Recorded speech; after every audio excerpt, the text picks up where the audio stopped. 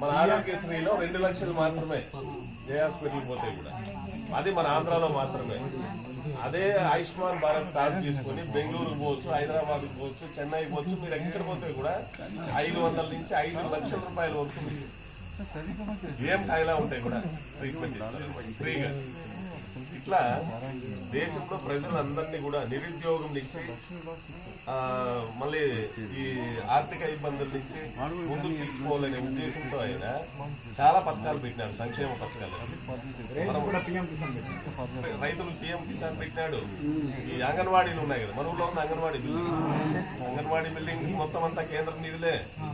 అలా సర్వశిక్ష అభియాన్ కింద స్కూల్ బిల్డింగ్లు, మన పిల్లలకి యూనిఫాము, బూట్లు, ఇదే భోజనాలు అన్ని ఆయనవే.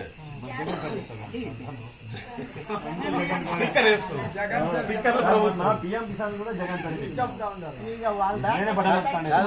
సిగ్గుండాల మనకి అది చెప్పేదానికి మనం కూడా అయినా కలిసి తెలుసుకోవాలి.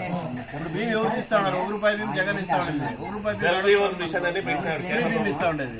సెంట్రల్ ప్రతి ఇంటికి కొలా వేస్తారు మా ఫ్రీగా. 29 వరకు 200 కడితే చాలు.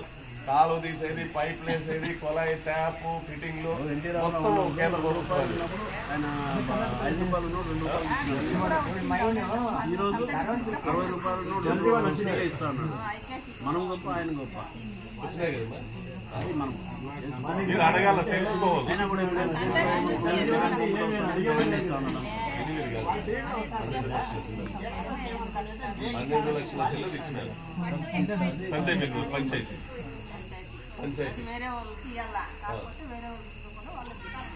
లాస్ట్ కి పంచాయతీ డబ్బులన్నీ తినేస్తా ఉన్నాడు. అది పంచాయతీకి నిధులు పంపిస్తే ఆ నిధులు కూడా ఈయన డైవర్ట్ చేసుకుని ఆయన ఈ బటన్ నొక్కేదానికి వాడుకుంటారు.